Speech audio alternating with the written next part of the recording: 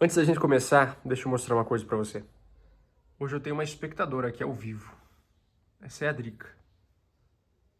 Eu queria ter a vida dela. É bom ter companhia, né, cara? Em especial quando a companhia não reclama de você. Tá só ali sentadinho olhando pra mim, numa boa, certo? Bem, eu não gosto de gravar fora do meu quarto, sem o nosso cenário tradicional aí, que é a minha estante.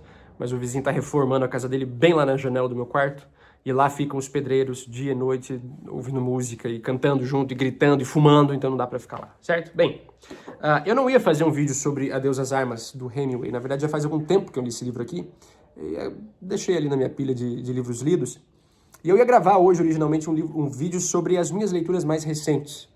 E esse aqui ia ser um dos livros citados. Mas olhando pra pilha, eu pensei, bem, na verdade esse aqui é um livro bonito, sabe? E a gente falha, às vezes, eu acho, em reconhecer que beleza é uma coisa que também importa, né? Pro bom leitor, pro leitor verdadeiro, eu acho que esse tipo de coisa aqui importa bastante, sim. É muito mais importante do que, por exemplo, ter uma pilha alta de livros lidos ou só ler livros mais curtos, porque você acaba rápido e aí você pode dizer no final do mês ou no final do ano que leu mais livros, certo? Mas a beleza importa também. Então esse aqui é um livro um tanto mais volumoso, sim, mas nós já vamos conversar sobre isso. Não é um livro difícil de se ler, é um livro bonito. É um livro que às vezes parece até bobo. Envolve aqui um romance que é bastante meloso, é bastante exagerado, né? E essa é uma das características importantes desse livro e é justamente um dos motivos pelos quais eu recomendo que você leia. Na verdade, Ernest Hemingway tem essa característica de dizer muito menos nas palavras impressas no livro, né? E tentar dizer muito mais, ou melhor, tentar fazer com que o leitor chegue às suas próprias conclusões, né? Com base naquelas poucas palavras que ele está dizendo.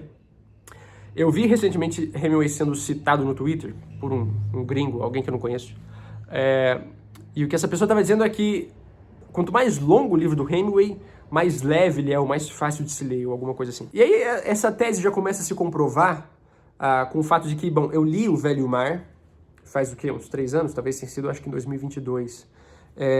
Eu li O Velho e o Mar e, de fato, aquele é um livro complexo, é um livro bastante denso, embora seja fininho, é um livro, mas é uma coisinha assim, ó. E é um livro bastante denso.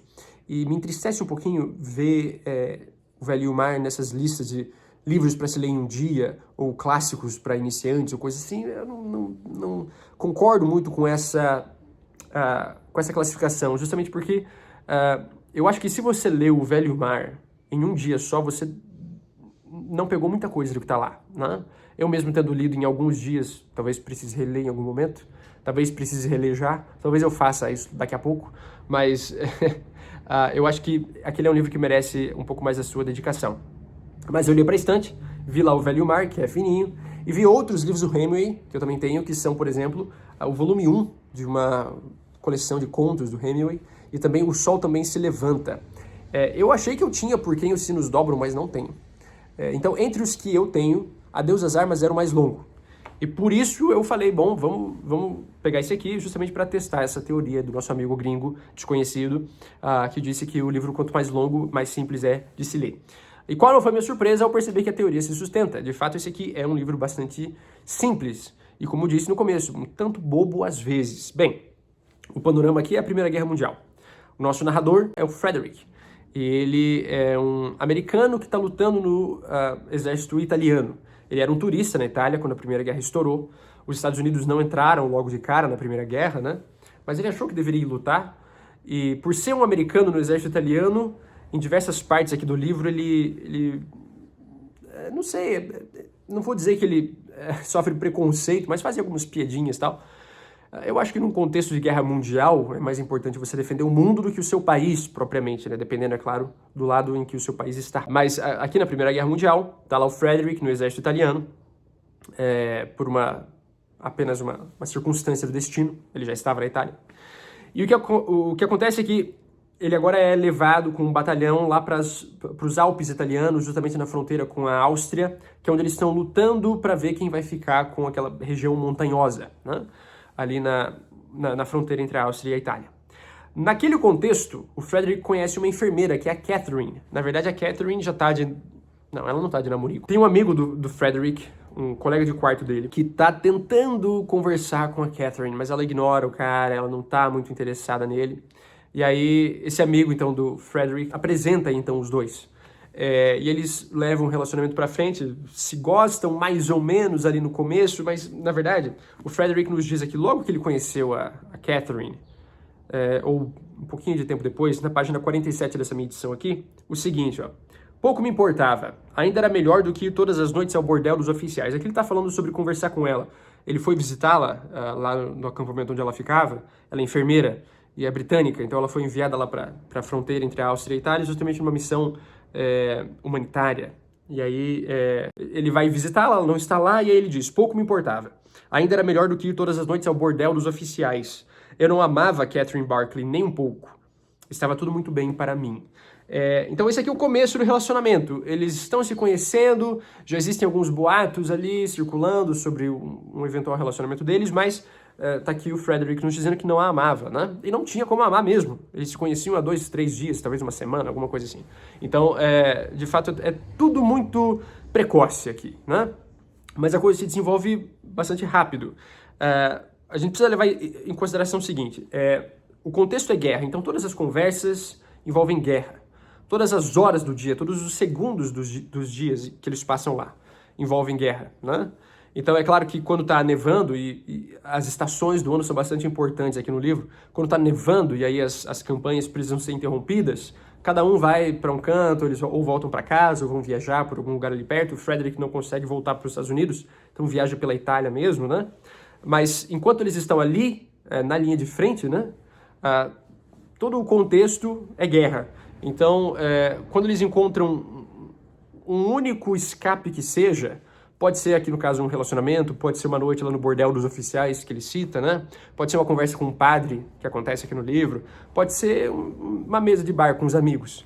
Todos esses pequenos escapes, eles precisam aproveitar o máximo que eles puderem, justamente porque 99% do tempo que eles têm lá é voltado à guerra. E também existe aquela questão de que se você sai para uma campanha, você pode não voltar mais, né? Então, esse momento que você está aqui sentado com seus amigos no bar pode ser o último, né? É verdade que pode ser útil para qualquer um de nós, mas em uma situação de guerra, esse sentimento com certeza aflora muito mais, né? Então, as coisas vão se desenvolvendo rápido entre a Catherine e o Frederick, e aí eles têm esse romance meloso se desenvolvendo com uma facilidade imensa, né? Mais ou menos aquilo que acontece em Noites Brancas, do Dostoiévski. Noites Brancas acabou ficando famoso recentemente, né? É um livro bastante interessante, mas é também um romance meloso, né? Eu acho que ficou famoso no TikTok por esses tempos aí. E as pessoas andam lendo, que é maravilhoso. Estão conhecendo literatura russa, estão conhecendo Dostoiévski, maravilha, que leiam mesmo, né? Mas é aquele romance meloso, aquela coisa açucarada, né? Eles vão se envolvendo cada vez mais. O Frederick acaba sendo baleado em uma das campanhas de que ele participa. Vale lembrar que ele é um oficial, ele é um tenente, não é um soldado raso qualquer, né? Mas num dos ataques da Áustria contra a Itália, naquela região onde eles estão, o Frederick é atingido e ele vai para um hospital lá na região central da Itália. Fica lá uns bons meses. E quem é a enfermeira dele? Ora, quem poderia ser, né? Claro, a Catherine. Todo o grupo ali de enfermeiras com quem ela estava é transferido, então, para esse hospital, que, se não me engano, é um hospital recém-reformado, recém-aberto, porque o Frederick é um dos primeiros pacientes ali. E aí todas essas enfermeiras, então, vão lá para onde o Frederick está. E aí lá ela, então, é a enfermeira dele, cuida dele todos os dias, enfim, ali então é que a coisa se desenvolve de vez, né? Eles resolvem que vão ficar juntos, vão se casar, e é justamente isso que acontece. Não é que eu queira dar spoiler, mas eu não tenho como não falar um pouquinho do final do livro. Não vou dizer o que acontece nas últimas páginas, porque ali é uma coisa... Bom, o final é bastante triste, certo? Mas, perto do final, o Frederick decide que a guerra já deveria ter acabado, ele já está cansado, a Catherine está cansada também, então eles resolvem fugir da Itália, eles pegam um barquinho, fogem para a Suíça, e lá eles vivem juntos, passam lá o inverno, passam lá a primavera, e a Catherine engravida. E a partir disso eu não vou falar mais nada. Mas o que é interessante observar é que para o Frederick tudo, ou melhor, para o Frederick a guerra era tudo. O que mais importava o tempo inteiro, durante todos aqueles dias que ele estava vivendo lá na Itália, era guerra. Era lutar para ganhar, era matar o máximo que fosse necessário, desde que isso fosse importante para a sua sobrevivência, óbvio, né? Não matar de graça, mas ele se defendia, né? Essa é a filosofia dele. Claro que a guerra envolve mortes de graça, certo? Mas o Frederick não compactua com isso, ele mata para se defender. Então, a guerra era tudo para ele. Era o que dava sentido à vida dele, né? Ele era antes um estudante de arquitetura, então antes a faculdade era tudo para ele, né? A família já não importava mais tanto assim. Nos é dito aqui no livro que ele não tem um relacionamento tão bom assim com a família, mas ele vai para a Itália para buscar estudos, acaba ficando lá por causa da guerra, e a guerra é tudo. Quando ele encontra o amor, agora o amor é tudo, né? Então ele resolve inclusive abandonar a guerra, ele se arrisca, né? Porque os detratores quando capturados, eram executados ali mesmo, né? Não tinha nenhum julgamento nem nada, enfim. Se você fugiu do seu batalhão, eles recuperam você vai ser executado ali, na hora, né? Então ele arrisca isso, arrisca a vida da Catherine, mas ela se arrisca também, porque para ela esse relacionamento também é importante. E aí os dois vão ver a sua vida lá, a sua vida agora juntos, né? Como um casal, lá na Suíça. Eles estão planejando o casamento, mas aí acontece a gravidez, enfim. E eu não vou falar mais nada sobre isso. O que é importante lembrar, penso eu, é que esse aqui é um livro que tem diversos traços autobiográficos. O Hemingway foi motorista de ambulância na Primeira Guerra Mundial. Ele não chegou a ser um tenente como o Frederick foi. Mas na condição de motorista de ambulância, ele teve contato também com esses pequenos grupos de missões humanitárias na área da saúde, né? Então ele se apaixonou também por uma enfermeira. Quando acabou a guerra, ele pediu essa enfermeira em casamento e ela não quis se casar com ele. Então eu sou levado a acreditar, embora eu desconheça que o Hemingway já tenha falado abertamente sobre isso, mas eu sou levado a crer que essa aqui é mais ou menos como a história que o Hemingway imagina que aconteceria com ele, se a enfermeira tivesse aceitado se casar com ele. Eu me esqueço agora do nome dela. Então, assim, decepcionado por esse relacionamento que não aconteceu, o Hemingway vem e escreve esse livro. Então, o Hemingway vai trazendo esses traços autobiográficos que tornam o livro, os livros, um tanto mais interessantes, penso eu, né? Você pensar que isso aqui é o que ele imaginava para si, e que esses aqui foram os planos frustrados dele, né? É bastante triste, né? E aí, considerando o final que ele teve, o Hemingway se suicidou, né? A gente traz junto essa carga, né, para a leitura, eu acho, ou pelo menos para mim isso é um ponto importante. Esse aqui é um livro, então, sobre a importância do amor, sobre a fragilidade do coração, a futilidade da guerra e sobre, acredito eu, relações no geral, porque a importância que o Frederick dá aos amigos, aos poucos amigos que ele faz ali naquele contexto, né, que não são de fato amigos. A gente não sabe, por exemplo, que fim levaram esses amigos depois que o Frederick foge da Itália.